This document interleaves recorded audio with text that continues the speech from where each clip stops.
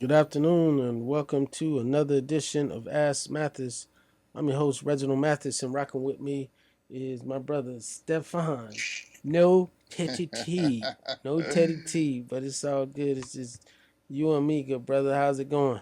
Let's do it. Ready to get it down. A lot of stuff been going on. A lot of stuff been happening. Yeah, man. So, what we starting with, bro? Start with your good old boy. Okay, what he talking about now, bro? We lost count. We done lost count, man. He talking about cats. He talking about Haitians. He talking about Zoes. He talking about that Jaja. What is the king on right now? Because Let's see. that's what we got to get used to. King, he gonna change his name. He's not no longer gonna be. I'm no longer gonna be Donald. I'm gonna be Emperor Nikolai Vladimir the first. All The right, first. let's see what your boy got going on.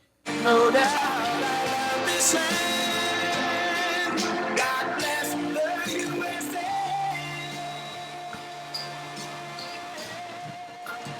Who the hell would do that? Only a woman. I'm not a threat to democracy. I'm the greatest of all time, maybe greater even than Elvis. How great am I? How great was the speech? Not how good. How great was it? It's terrible. It's demeaning. It's horrible. But it's true. Do we have any Hispanics? Can't afford an apple? No, we're conservative and all that, right? Who knows? Kidding me, kidding me, kidding me. So busy. I got a little bit of a yip problem here. Most people don't even know you have that many countries. You actually have over 200, but most people don't know. Whatever happened to Trump? Well, he never got out of Springfield.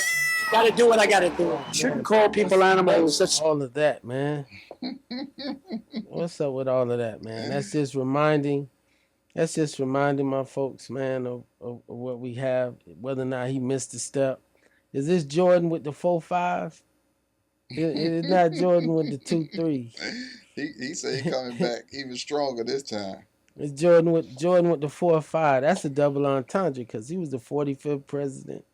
So when Jordan came back with the 4-5, I need to trademark that quick, copyright, put it all down, and go ahead and send that, man. But man, there's so much going on, bro. The big thing, bro, right now, obviously, um, Puffy went down, but Mayor Adams of New York, bro, first sitting mayor of New York City to get indicted while in office, man. That's boy, you want to be a trailblazer?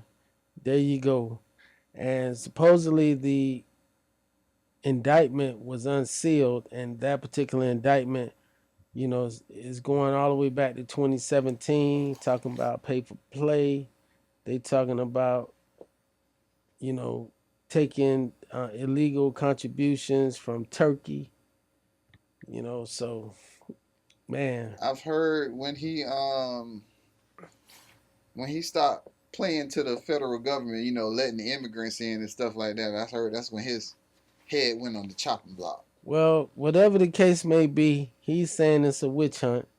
So it sounds like this is the perfect time to join the Trump campaign, as and Look he at would my African definitely American. he would definitely get some more votes. He's already getting an inordinate amount of black men have been polling his way. So he's making inroads, man. He'll come out here and say I hate all y'all, and he'll still get 3 people. Still Get a good 3. try to say I'm gonna show you I ain't like them. I ain't like them. I'm more like this dude, which is what they doing. They out there monkey shining, big time. This guy running for governor of North Carolina. He's the current lieutenant governor of North Carolina, bro. And he's out there saying stuff, man, that any white person who said anything like that would be fired immediately. Called himself a black Nazi. Oh my goodness. Said that, Hitler was, misunderstood type. Who you You talking know about? the lieutenant governor of North Carolina, Oh the yeah, I black did guy hear that's about him. running for governor, and it just came out that he posted those comments on a porn site. So first of all, you going on a porn site and you that unbothered, you that unbothered that you gonna leave a comment on a porn site. You know, I'm not gonna say whether or not I've been on a porn site here and there, but if what I a have couple, gone on huh? a porn site, I am trying to make sure that I don't click on anything because that is the number one source for viruses. The last thing I'm trying to do is leave a further digital footprint on a porn site to express my views. Like, Mm. bruh, come on, man. How could they even recognize him on a porn site? What? Man, What he put the office picture? people done linked it up. They done linked up the handles, bruh. Like, you'll be surprised. And see, when you have AI, that's, AI can do that. It's easy to go from, all right, take somebody that's running for a high office, somebody that's doing, you know, what he's doing, and link all his profiles. Just like if you put your name in there, you'll Google your name. When the last time you Googled yourself, Step? I ain't that famous, you know. It ain't I even, stay bruh. low key. It's not even that. Google yourself, and what you're gonna Google find is, myself. yeah, just put your name in a Google search, and Okay. what you're gonna find is a bunch of stuff is gonna come up, and it's gonna come up when some of that's gonna be halfway true or sneaking true. It's gonna have anything that you have in public records, any deeds, any tax statements, any lawsuits, anything that that you've been in, like that is your digital identification. Is the Mm. Google search, and so you need to check and see what comes by your name. I might have to check that. Yeah, You no, got the it's not about being vain. It's about understanding the society in which we live in, bro. If if one or two people know who you are, and you not checking, you mm-hmm, giving one or two people access. When you finally come back and check, you're mm, gonna find out that your cupboard might be a little barer than it was. You mm. wasn't even checking, bro. If you're gonna keep a secret, you don't tell anybody. You got the good doctor on. Hey, my brother, man, we have Dr. Adetokunbo Ayodele Adelikon, but what do they call you in Ohio, good brother? They call me Takumbo or Pastor Tokes, but I'm just honored to be here, sir. Okay, the honor is all ours, brother. So, long time coming, but what brings you here for an immediate need is that of one of your congregations, and we're here in South Florida, Miami, but we're broadcast around the world, and we have a very strong, Haitian community down here, including the U.S. Attorney, the United States Attorney, good friend of mine, Mark Lapointe, and Mark Lapointe, man, happens to be, drum roll please, a Haitian immigrant. Mm. Does God not have a sense of humor?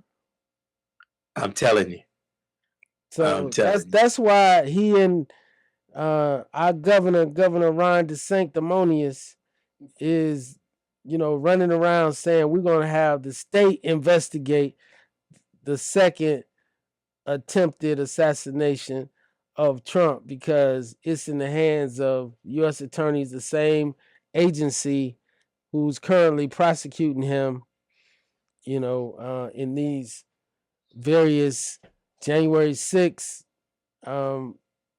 riot. I'm not going to call it an insurrection. I'm not going to go over the top. I'm going to call it a riot. I call it, a melee.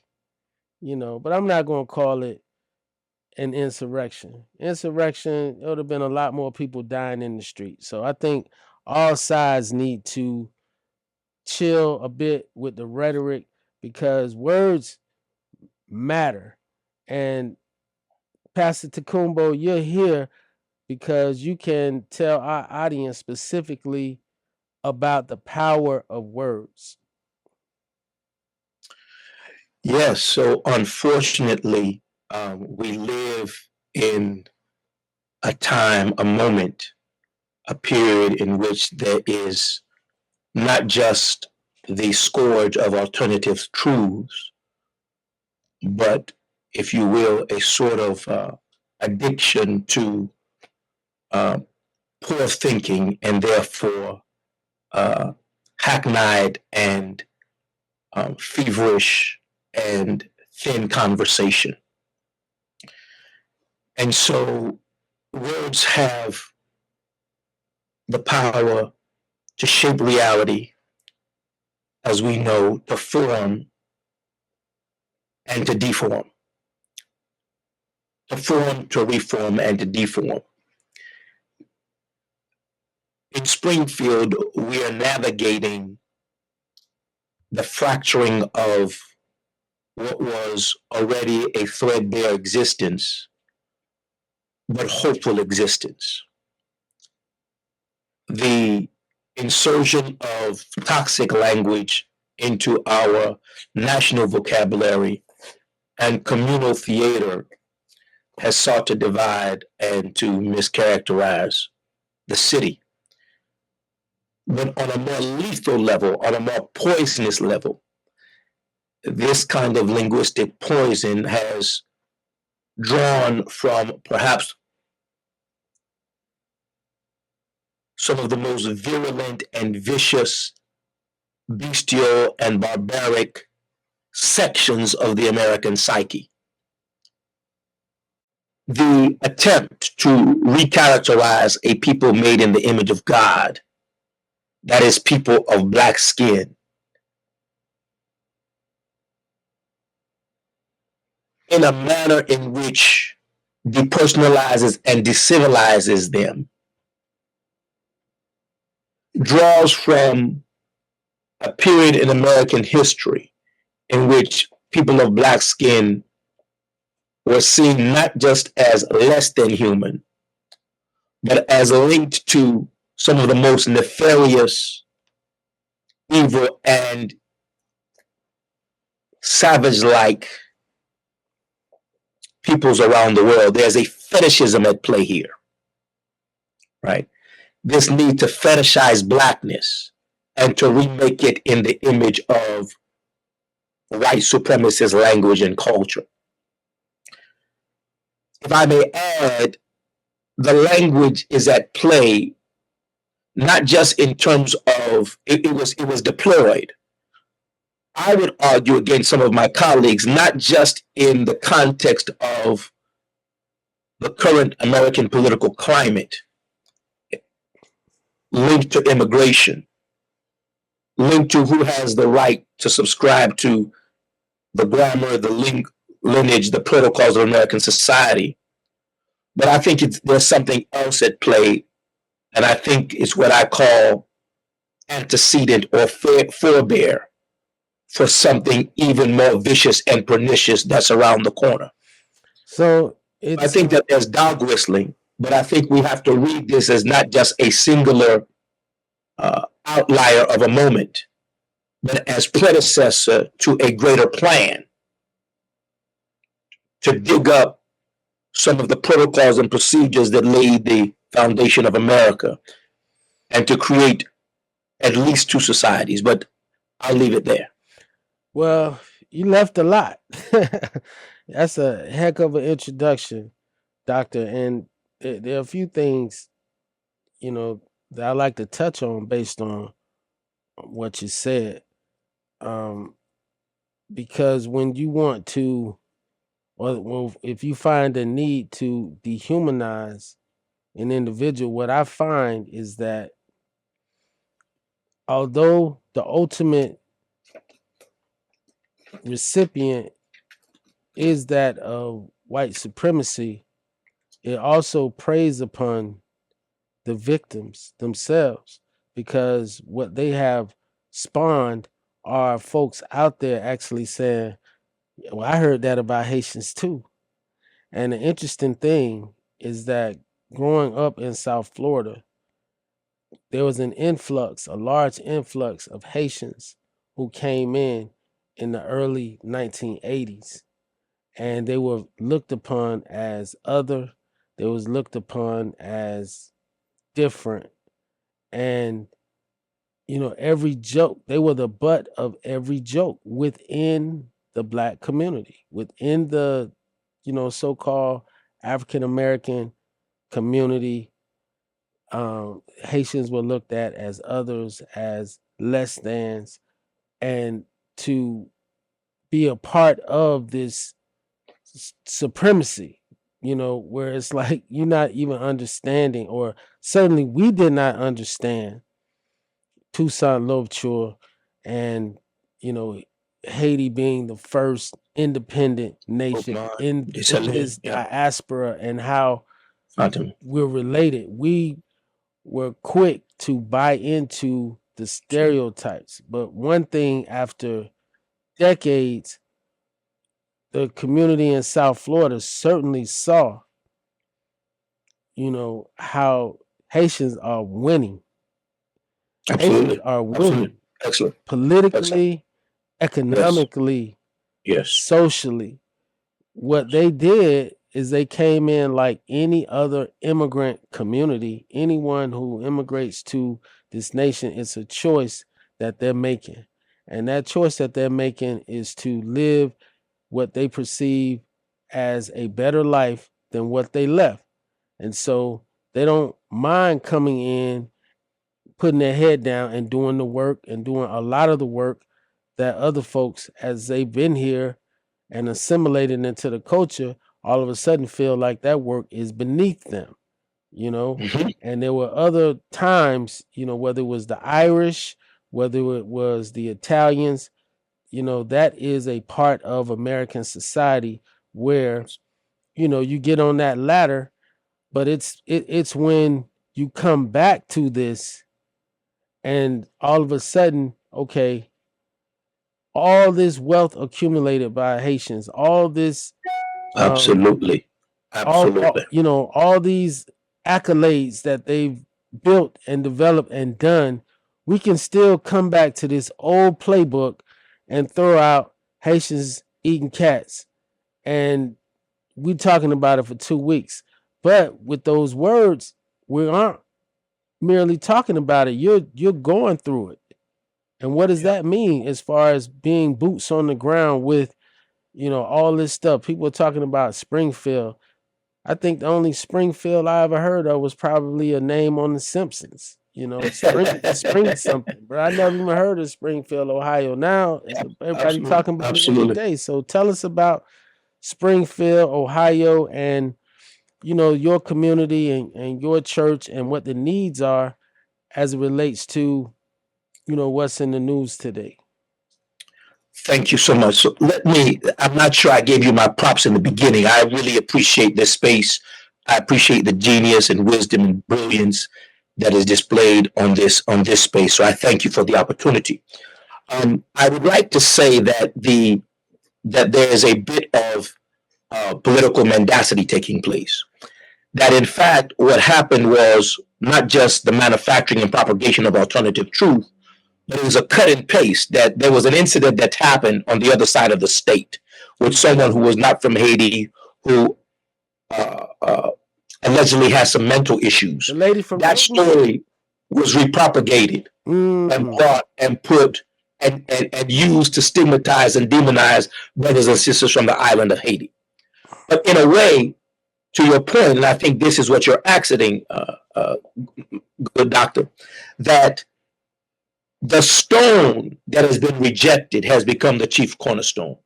That this may be the Lord's doing, and it's marvelous in our eyes, right? That man meant it for evil, but God meant it for good.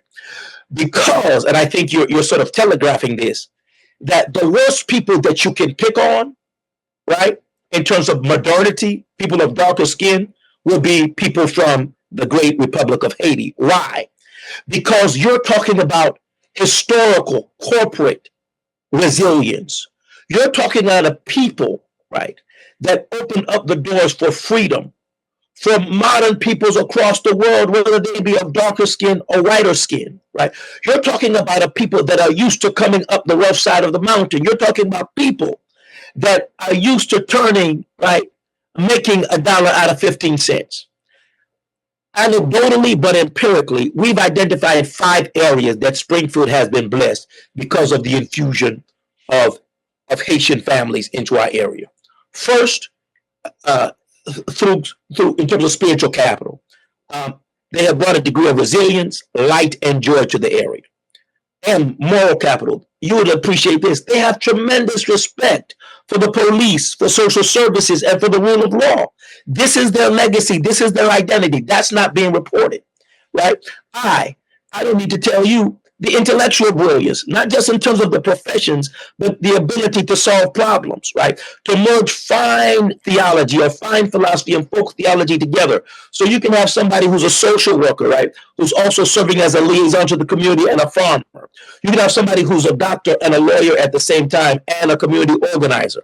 And so this idea of intellectual capital being brought into the region, not just anecdotally, but empirically. Then when you come to leadership, the number of brothers and sisters that speak multiple languages and can work in multiple fields in terms of solving the problems on ground with Governor DeWine, with the mayor, solving problems around healthcare, solving the problems around education, solving problems around business. You can see that the community has been transformed overnight. And then economic and entrepreneurial activity. They've raised the tax base considerably in Springfield.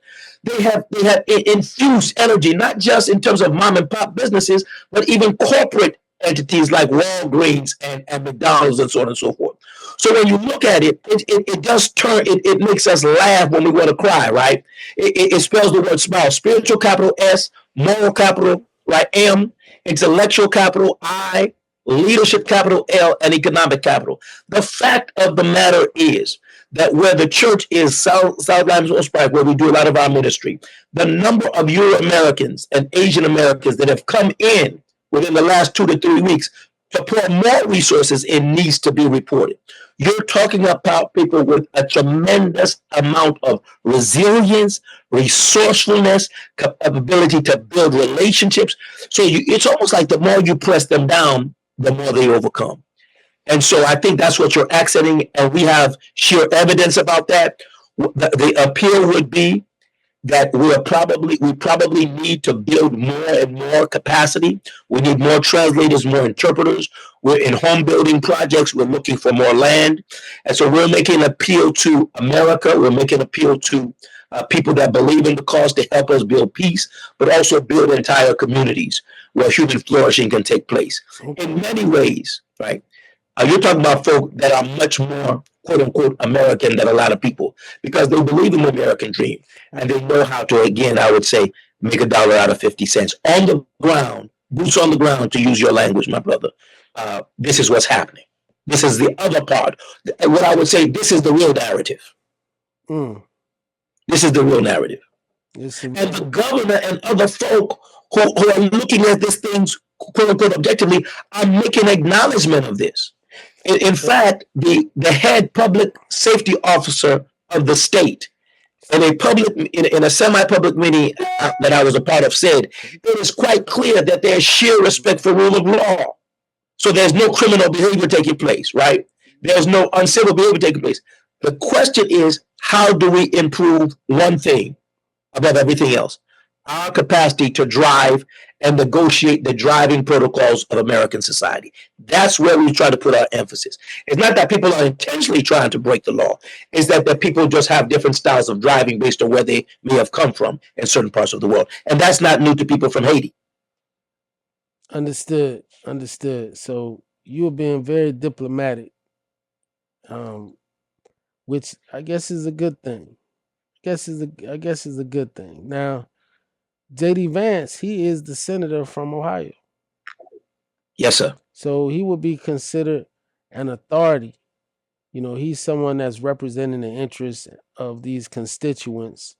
And despite the governor, the mayor, the city manager, and the chief of police saying that, you know, these stories are fake news, like you said, they did not happen here.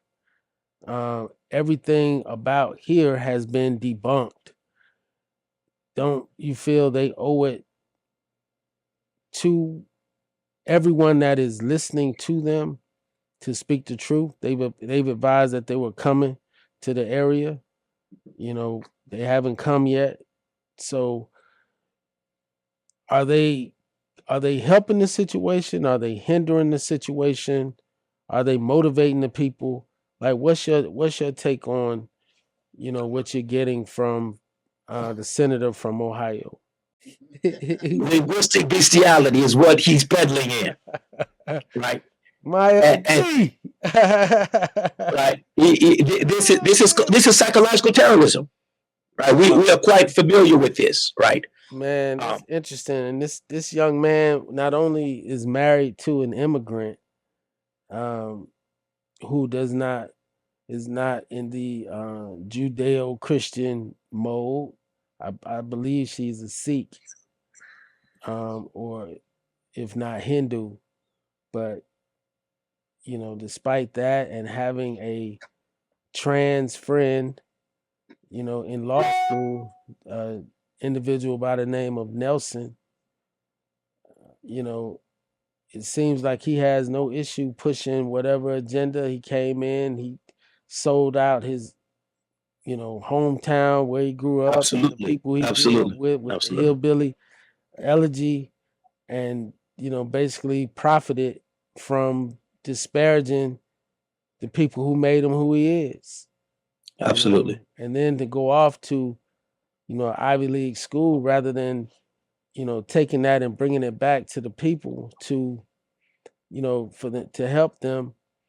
He made his money, which nobody has an issue for that, but he uses, these people as pawns. He uses them as props. Well said. Well said. And it's like, come on, man. The one thing Sherrod Brown and other,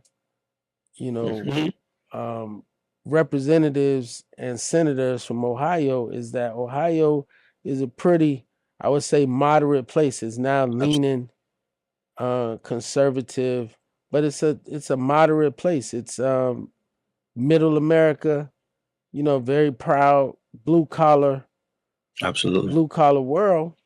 And you expect people to come and talk plain, truthful, and honest, and not just come with ruthless agendas or ungodly agendas, and I think that's the thing in our politics that's really really upsetting. So, brother, if you can go from that answer as far as JD Vance and just the politicians, because Governor DeWine is a Republican. The although it's nonpartisan, but the mayor of Springfield is a registered Republican, and they're all calling for. It seems like they're a mirror image of the folks from Georgia after the 2020 election. Brad Roethlisberger, the Secretary of State in Georgia, the lieutenant governor, the governor of Georgia, all Republicans. And, the last president had no issue coming in and just disparaging these folks in their own town, in their own state. So I think for me, it's important that, well, we should engage in a wholesale critique of the sort of ethno-nationalist agenda on the right wing. But in terms of the quotidian energy on the ground, the ostensible empirical energy on the ground, that the average Daytonian citizen who's Euro-American and Republican from Springfield in that area, I would say we work in the triangular area of, or the triumvirate of Dayton, Springfield, and Lima. They will tell you in private and not so private conversation that if our brothers and sisters from Haiti and if our brothers and sisters that are Spanish-speaking American left, that the economy and society would collapse literally overnight. And so it's going to be interesting to see how it plays out, to see on the issue of jobs, on the issue of the tax base, on the issue of economic resuscitation and revitalization of the economy, how we may find some allies that understand if you shut down the doors, you're shutting down your labor supply and your workforce, right? And so on the ground, we want to celebrate the fact that more and more of these people, more and more of these people are coming to the fore, and that they are here to stay. And the question then becomes, how do we build capacity around homes, around jobs, around the proper translation and interpretation to make sure that they are, if you will, they're able to live as invested citizens in the economy. Amen. And so that's where the hope is. And I think people on the ground really realize that. So we get this number. Yeah, press me on that, Doc. We get this number of 20,000. Yes, sir. 20,000 immigrants. Was that by way of the southern border or Governor Abbott in Texas airlifting individuals or sending them via Greyhound to Springfield? Like, where, first of all, is this 20,000 number accurate? And if so, where did that number come from? So excellent. So I think you're looking at closer to 12 to 15,000, right? And I think that the narrative is something like this. Okay, this is my own study, but also just talking to people in our church and learning from them and eating with them and holding their babies and going into their homes, right? Many of them, like I said, are highly educated and they're qualified to speak for themselves. So they've sort of brought me into the conversation. I think what happened is that if you go back 5 years right before COVID, right? COVID is the game changer. COVID is the watershed period, right? COVID opened up a lot of doors. And what happened was you had many professional people who lived in the island of Haiti that were working in the transportation industry and working in the cruise industry. And when you had that backlog of folk off the coast of Florida, and you remember there were traffic lines in terms of the ships. When they finally let those people off, the workers poured into Florida from those ships, and those workers tapped into a supply chain that started in the Southwest Ohio. That supply chain began with who? It began with people that were bringing in Spanish-speaking Americans to work in the manufacturing base as well as in the farms in Ohio, because Ohio is a hub for corn as well as for horticulture and some forms of agriculture. And what happened is COVID, in a way, slowed that down. But the pioneers of that movement revitalized their supply chain by tapping into the Haitians that were coming to America and began to establish job and staffing agencies to bring them in to pick up from where the Spanish-speaking Americans left off. There had to be a roadway in order for people to come in. There were tracks already put in place. There were precursors, there were protocol. They just tapped into the protocol that was preset by who? By Spanish-speaking Americans. Interesting. And here's the critical part. They began to work in the Big Five. And the Big Five, what are the Big Five? Amazon in the area, Honda in the area, Fuyao in the area, Kroc and Dole. They are the ones hiring the Haitian Americans. So there's no way they can land on these shores without governmental intervention. There's no way that they can travel on these shores without some kind of governmental counseling or surveillance. And there's no way they could be working in these jobs. And what are the reasons why they're being hired? Because the folk at Amazon and Fuyao and Kroc and Dole know that these people are extremely hardworking, extremely resourceful, extremely resilient, and they're taking up jobs that many of our Euro-American brothers do not want to take up. And so for them, right, they have seen a grand opportunity to contribute. And so what happened after that? They do what most people of African descent do, family-oriented, grounded in history, God-loving, right? Deeply traditional, even though they're modern. They began to send for their loved ones back home in Port-au-Prince, in Cape Haitian, right? And in the middle of the island, come, right? We have decent schools for you to come and leave the fracture, some of the fracturing and hemorrhaging of what's going on in Haiti. And so people began to see that Springfield and now Lima are quote unquote welcoming, to a certain degree, welcoming communities, and they began to bring, and more people began to come. Now, the other thing, the other side of this is this: is that you Americans saw the opportunity and they said, wow, we can start raising rent. So at first, they would take a standard American home, right? And they would rent it out for $800 to $1,000. Many of them, you're Americans, landowners, right? Property owners. And then what they do, they would take a floor and rent it out. And then they would take a room and then they would rent it out. And then they started renting out bunks or beds for $800 a month. And so what's not being said is that one of the ways that the economy has swelled is because predatory landowners and property owners have seen the influx and they say, this is our chance to make a buck. You see, and so I'm just complicating the story, and I think part of the reason why we're on is to say that the Van story and narrative is not just mendacious and not just hypocritical. It does not deal with the granular realities on ground that deal with the multi-layeredness and the multifacetedness, right, and the multi-prongedness of how these people have arrived in this place, and the many stories that they bring and how they're making a great contribution, not just to the economy, but to society and to our churches. So there are people that should be celebrated. Hate to go on so long, but no, not at all. But that is the story. That is the story of this nation, of this country, and it is the story of Miami.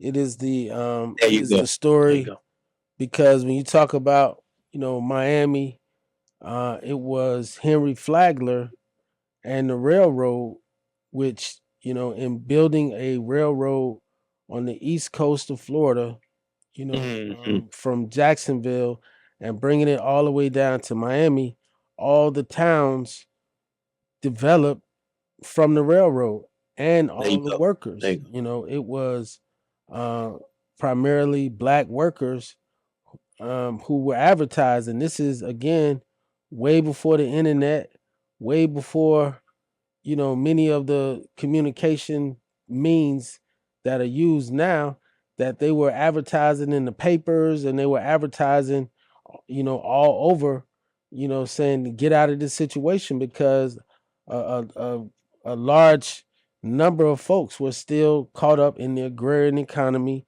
there you picking go. cotton, and did not want to do that anymore. And it was the same thing when you talk about the rise of Detroit. They advertised deeply in the South, and folks was like, this sharecropping is for the birds. I'm not doing this. I'm getting up out of here. And an interesting story was from Sidney Poitier, who grew up in the Bahamas, Cat Island, and one of his first stops is he came to Miami to work with his brother. His brother was, they were delivering groceries. And he, growing up in the Bahamas, did not know the protocol in the South at that particular time. And when he delivered groceries to a house in Miami, he rung the front doorbell. And when the people came up, it was like, well, you must be lost. You need to get that to the back. Wow. He left the groceries there and just went on about his way. By the time he got home, his brother was saying, you got to get out of town. The Ku Klux Klan has been here looking for you because we looking for that uppity one who left these groceries, on the front porch.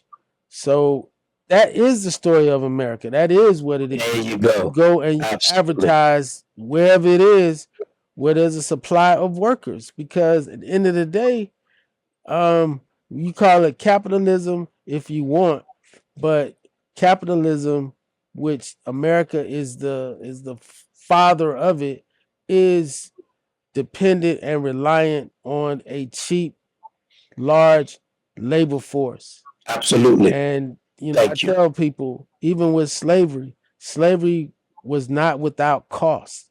It wasn't free. Everybody couldn't just go and just grab somebody and like, okay, now you my slave.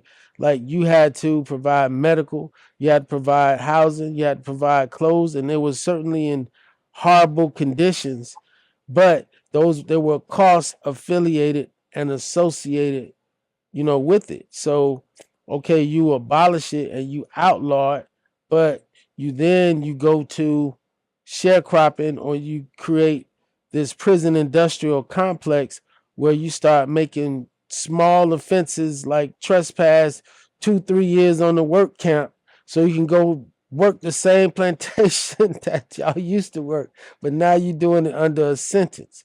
But you always need a large, cheap labor force. Absolutely. So well said. Wow. Yeah. And here we go. We have 846, Trumpet of Compassion, George Floyd's Last Breath, and the Remaking of America. And you're talking about, this is a book by Pastor Adelican. It came out January 15, 2023. In these stirring pages, Tecumbo Adelican finds grace and guidance in his deployment of the biblical category of compassion, which he uses as a prism for social righteousness and civic grace. He weaves theological reflection drawn from biblical witness and church history with a poignant analysis of our contemporary civic dilemma in a manner that bears witness to the difficult truth concerning the vice-like grip of racism and hedonism on the national soul. His grammar of compassionate renewal forms the conscience for social regeneration.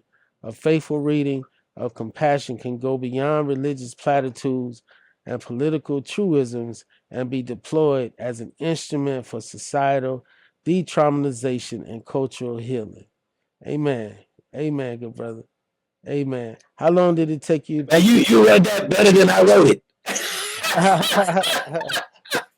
Listen.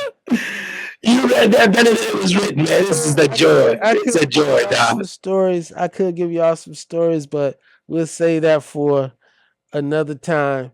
But do we have, where we can contribute to this cause, just to make sure that he's doing yeoman's work, and Christ's work, in Ohio where the eyes are there, and we have to make sure that this brother has the tools and the resources, that are necessary. So this is the Rise Community Church, and this Sunday at 11 o'clock, 2155. Is that later or lighter?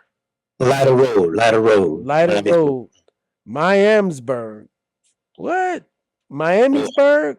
Yes, sir. Miamisburg, Ohio, 45342. Lunch will be served directly following service. All are welcome to attend. Now, I do have a question for you. May I just make a plug that the service, we have a campus in Springfield, Creole, a camp that is primarily Creole, a campus in Dayton that is English and Creole, but everybody is coming together and we're honoring Haitian families this Sunday. Amen. We're honoring, as you can see in the advertisement, for those of you who are French speaking, that we have this also in Creole. Right. So we believe in us coming together, and thank you so much for this tag and this plug, as well as our GoFundMe. But Brother Mathis, over to you. I'm sorry, I just wanted to add that little footnote. The pleasure is all mine. But I was just going to ask you a question that has been lingering for about 34 years, brother, and that is, how did you get to stay, in that castle, when we were in Atlanta, bro? I remember. Was that one of the professors, you were staying with, bro? How'd you get to stay there, bro? Just like now, how did I get to be on this show? The Lord just blessed me to know people in high places. Okay. That's how it is. A friend knew a friend. Discretion. That's been the story of my life, Doc. That's what I thought. The statute of limitations would have run by now. We talking, 35 years later. You go ahead and just tell it. But that's okay, brother. Certain things, man, you can just somebody decided like you were doing to look beyond my faults and address my needs. How about that? Yeah, that's been the story of my life. No fault at all. No fault at all, man. But that's what it is, brother. That's what it is, man. Thank you for coming on to the show. It was our pleasure, man. Brother Steph is in the back, man. digging the vocabulary, bro. He's like, you throwing out We call him a wordsmith. the $5 words, bro. He hit you with the $50. He hit you, bro. He hit with the $50 words, boy. He hit you. He hit you with the you know, He's definitely a wordsmith. taking out the biggest words you've ever seen in your life. You are too kind. You are too kind. You are too kind. The words, bro. That's what it is, man. Well, we love to hear. We love to hear you talk, my brother. And you'll be hearing from us. I'll send this over to you, so you can send it out. And put your number on here. How can we get in touch with you? What are your socials? All those things. Okay, you want me to say that out loud now? Yes, No please. problem. Yes, please. Unless it's There we go. 610. It's cool. It's cool. Because I like to get feedback from people as we're trying to build this movement. So please get in touch with me. We thank you for whatever you give financially to support, but we want to build a movement, and so we want to have finance, but also faith, right, and fortitude, so we can have some fruition and fellowship. All right, 610 is my number, and I'll leave it twice. 610-662-7578. 610-662-7578. Email credentials are risechurchdayton at gmail.com. risechurchdayton. RCHDAYTON. Yes, sir. Yes, sir. Excellent. And I'll give you my personal, because we're trying to build very quickly. OLUMO101 at Gmail. That is Olumo101 at Gmail. OLUMO101 at gmail.com. Amen. So say your name right, bro. I said, Ayodele Adele Khan, Adetakumbo Ayodele Adele Khan is what I said, and I know I'm wrong, and he just gave me a smile. Say your name, brother. I need to work with you more, because you got encyclopedic genius. Do you know less than 1% of the people I know would even get that right? So first of all, you get A+. Encyclopedic genius, Lord Attorney Mathis. So if I was going to use my Yoruba accent, and many people from Florida and from Haiti came from the coast of West Africa, Adetokumbo. Ayodele Adelekon. Adetokumbo.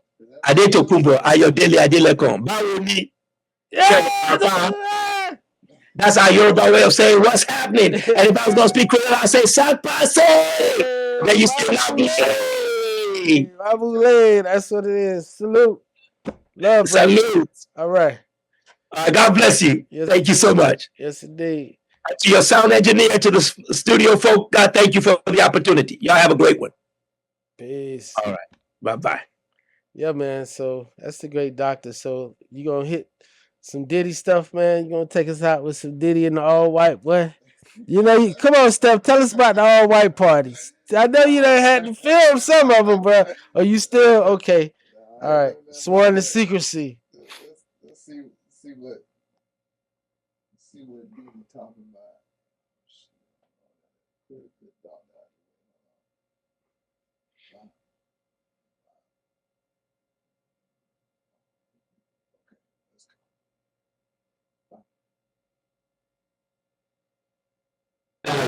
An hour left. So get extra comfortable, kids. So after that, y'all gotta go. It's a wrap for y'all. Because this thing turns into something that we know the only your own culture. Okay? So, let's just start to get our groove on a little bit. In an hour, we put the kids on the inside there. Hey, DJ, let's do it. Let's do it. Okay, now. Kids like.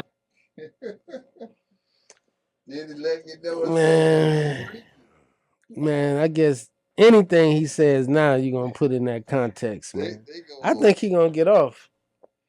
I think based on if you come with the trafficking, I think he can win on that. I think the issue is if it's on some Michael Jackson allegation type stuff with kids. That's the issue. But anybody else, bro, they willing adults, man. Like, they didn't have to beg nobody to go to one of his parties, bro. Like, people, was looking to go to his parties. So as long as he don't incriminate himself, You know, they ain't gonna get him like Cosby, are they?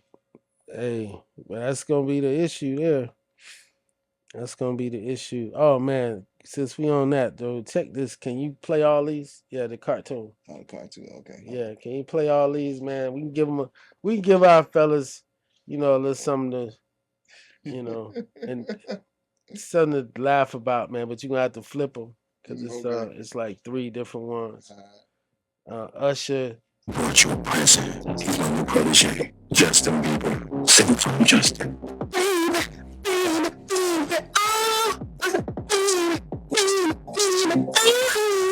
Oh, that's good right there. That's good. I like how you say that, baby. And I really like how you say that, babe. Come on, come with me. Let me show you to the boots. Come on. Good job, Usher. Good looking. Of course, Diddy. Of course. I said,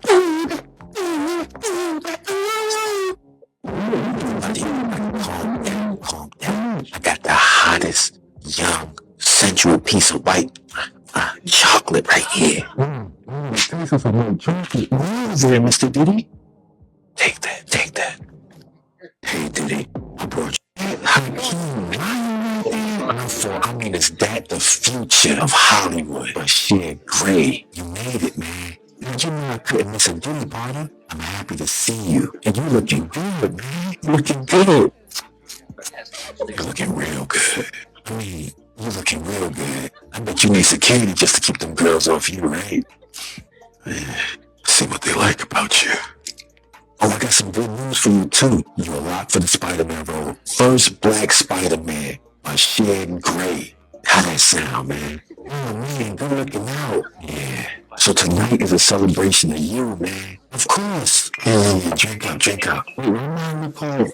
For me, though, what's all this in cup? Oh, for you, I pulled out my special stuff. It's Quaalude Apple.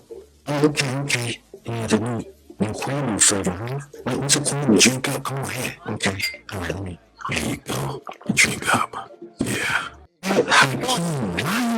Drink that, drink that. Yeah, drink it. Come on, drink up. There you go. Damn, what this is crunch I got. Yeah, that's just them little bits in there. Don't worry about it. We're gonna take the party upstairs. We're gonna meet you. Really? Will Smith is upstairs? Yeah, man.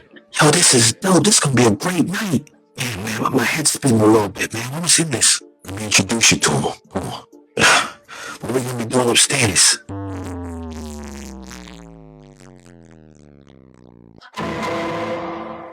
Oh my God! You guys are sick! Oh, I like that right there, Daddy. I like to see you scraping and squirming. Yeah, I like it when they run. Don't worry about it, Will. He'll be back. Hey, yo, me! It's your turn, Daddy. I'm about to make them dreams come true. Come on, come get some of this. Drink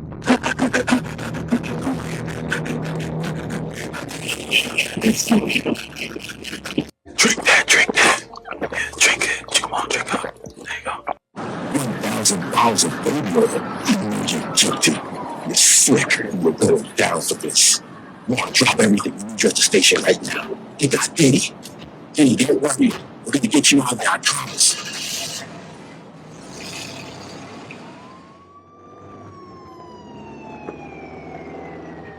Whew, that was close. Good thing y'all picking me up. I think they was catching on. Did you guys find anything on those tapes? We didn't find anything on the tapes. Just you partying with a few of your friends. But you didn't find nothing. Everybody was up there. Jay, Oprah, Dre, Rick, Quincy, the whole gang. Everybody's up there.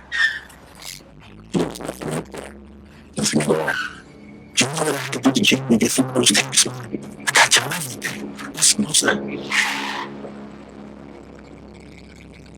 Hey, why are we stopping?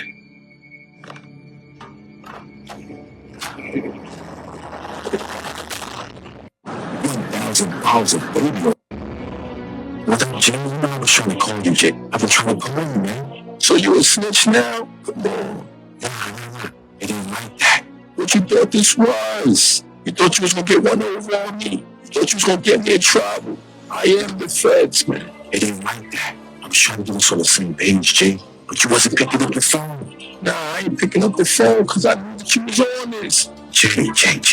Listen, man. I took you into my way. Think of all the things we've been through, all the things that we can do together, man. Nah. Ain't no me in this. I told you. I'm gonna be the black everything. Come on, man. I'm not no time for this. You know what has to happen now, right? Who doesn't it pass me the peace?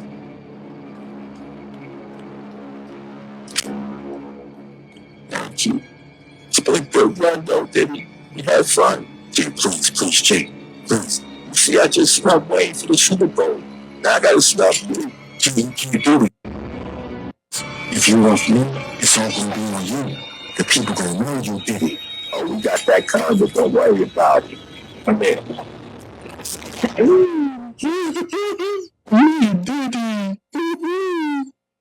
He ain't fully baked yet, but they ain't even gonna know the difference. It's over. G,